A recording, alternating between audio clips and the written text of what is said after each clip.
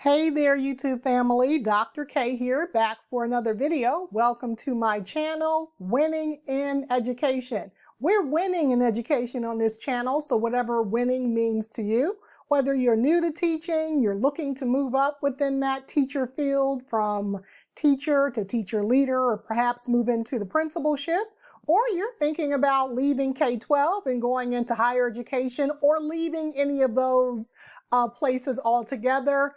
We talk about it here on this channel. So today I have an exciting video for you. It came to me from one of my consultations, and I think I'm titling it, I haven't done it yet, but the subject is how I moved from the principalship, the classroom, into the principalship, into higher education, and then back again. So how do you, if you are thinking about moving out of your classroom, perhaps you're a teacher or you're a teacher leader and you're thinking about how do I get to the next step, just that one step above. So teacher to teacher leader or teacher leader to principal, you just want to get to that one step. And today I'm going to tell you how I did it, and hopefully these five tips that I'm going to give you will help you get from where you are just up to the next step.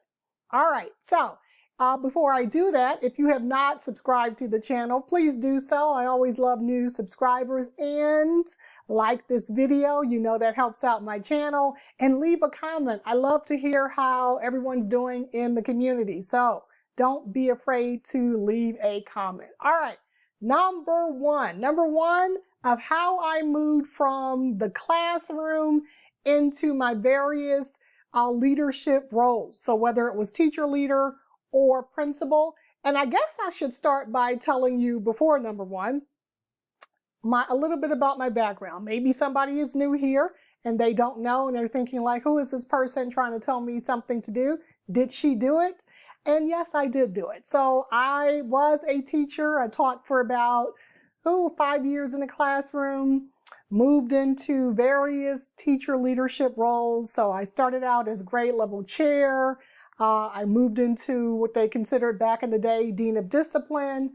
I did literacy, building literacy director of new teachers. So I've done some teacher leadership. And then I moved into school principal. So I was a principal, elementary, I did K-8 in the United States. And I also did a stint out in the Middle East for a couple of years in a K-8 school as well. So I've done it, and I'm going to tell you how I do it. Okay, so now let's get into it. Number one, you have to be vocal about your career aspirations. And of course, you know I have my notes here. But why do I say be vocal? Don't sit back into your little classroom and just say, I wish, I wish, I wish, I wish, and nothing ever happens, right? You got to let people know what you're thinking about. So maybe you don't tell the whole school, right, your career aspirations, but you could tell just one person. So you might want to tell maybe your mentor, right? Maybe your assistant principal, if you are a teacher or teacher leader. You want to tell them, hey, I've been thinking about toying with the idea of moving up into the next level. So why do I say number one, be vocal?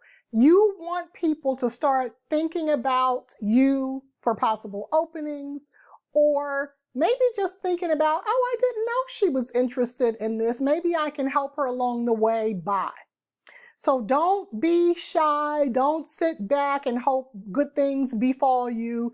Be vocal. Tell the right people what you're doing, and maybe even ask for some help. So that helps me out. That was number one. Number two, and I'm sure you've heard this before in some variation, act like you're already in the role. So if you're a teacher and you're trying to be a teacher leader, act like you're already a teacher leader. Now, no, I don't mean start by bossing people around, right? Don't do that. Don't try to be somebody's boss, and I'm playing with the light, so I apologize. Don't try to be bossy and try to be somebody's boss and tell them what to do and all of that. That's not what I mean. What I mean by acting as if you're in a role, start with your appearance, right? Dress for the job you want one level up. That's always been the advice that's kind of floating around, and I believe it. So start to dress in your appearance, and more importantly than your appearance, start to act a different way. So what I say is make sure that your professionalism is in check.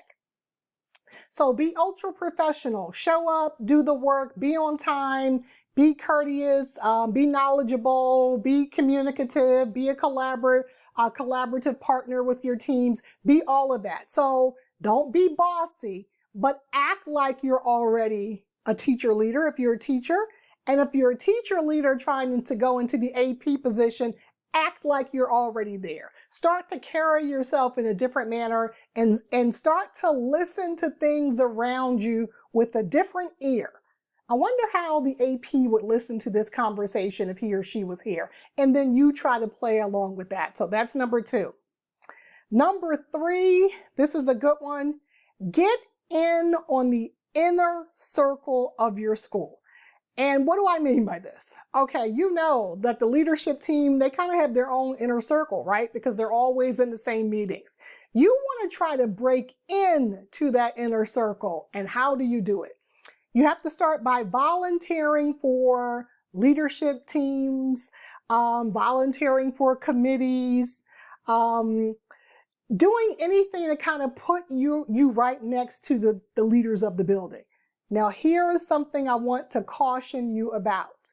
When you start joining these leadership teams, these committees, and now you're hobnobbing with the leaders of the building, be careful that you're not doing things to hurt your chances of moving up. What do I mean by that? Don't go into these meetings acting crazy, for lack of a better word, right? Always being the one that's speaking up and acting like they know more than the people there. Be a learner. Don't be so quick to always talk. Don't go into these committees and then be charged with doing something and then don't do it, right? Don't get the reputation that, oh, she's a talker, not a doer. So be careful. I want you to get into the inner circle with the leadership team in your school or your district. But once you're there, I want you to treat it as an extended interview, right? The moment you get on these teams, I want you to think about these people are evaluating me for the next opening. You're always interviewing. So never let your guard down. For God's sake, don't engage in any sort of gossiping or anything negative or toxic. So be careful. I want you to get in on the inner circle, but once you get there, be careful and do what you need to do to sell yourself and not hurt your future career aspirations. So that was 3. Number 4, be a lifelong learner. So if you are a teacher and you want to be a teacher leader and you know, I heard there's going to be a new teacher leader coach opening up next semester, right? Or next school year. Learn everything you can about the job of new teacher coach, right? Read the job descriptions. So don't be afraid to join Facebook groups, subscribe to podcasts about teacher leadership or new teacher coaching, read books. So being a lifelong learner, you may already have your master's degree, so I'm assuming that you have the schooling, but as an educator, we know we always learn. So don't just stop and don't wait for people to give you something to read. Start educating yourself. Go to YouTube University and find people on YouTube because there are so many videos here. New teacher coach, my day in the life, right? Or what it means to be a new teacher coach. What does my life look like? What does my day look like? Find those sort of videos and start listening to them. Read articles, join the Facebook groups, join podcasts that you think will help you, and read. Be a lifelong learner is number 4. All right, so number 5, be a great teacher. Be a great educator. That's number 5. You could have all of the other stuff, right? You're vocal, you got into the inner circle, you're a lifelong learner, you act the role, you're very professional, you dress professionally, you exude professionalism. But if you're not a good teacher, no one's going to pick you to then teach others in the building. So get your own house in order. Be a good teacher. Be a good person who knows how to teach and digest their data, knows the different pedagogies, learns how or knows and demonstrates how to have successful relationships with your students, with your parents, with your colleagues, right? Be a good teacher first, because I can guarantee you, the questions when you go from teacher to teacher leader is going to be all around how you can help struggling teachers become better at their craft. And what you want to fall back on is all of the successes that you've had and how you then can train someone else to be successful. That's the same job for the assistant principal as well, right? Not only will you be teaching one or two teachers, you're going to be in charge of the building. So how are you going to help these struggling teachers? You have to have an arsenal of success already in your bag because you were a great teacher. So those were the 5. Number 1, be vocal. Number 2, act the role, right? Be professional, be present, do your appearance, get it up to snuff. Number 3, get into the inner circle and watch once you get there that you don't do anything to sabotage your success. Number 4, be a lifelong learner. Learn the job before you get there, everything you can. And number 5, be a good teacher. Okay, I have one more bonus. You know I like my bonuses. Number 6 bonus tip is to sign up for a consultation with me. And I'm going to put all of my information. I have clients. I work with clients around resume critiquing, right? So critiquing your teacher resume and highlighting your leadership parts of the job, so that when you go for that teacher leader job or you go from teacher leader to assistant principal, we are highlighting the leadership aspects of your job. So I help you do that in that resume critique. I also help my clients draft cover letters that are kind of geared more towards leadership. So if you are not used to applying for jobs or you've been a teacher for a while, and you're not quite sure how should my cover letter look and sound, because I want to make sure that you get that resume and cover letter pulled from the pile because it's saying what the interview committee wants to hear. You're demonstrating your ability to do the job. So it doesn't matter if you can do the job, we have to demonstrate it. So I do resume critique, I do cover letter critiquing. I also help you prepare for these interviews. So I do mock interviews. If you have to do a teaching demonstration, I also help you with that.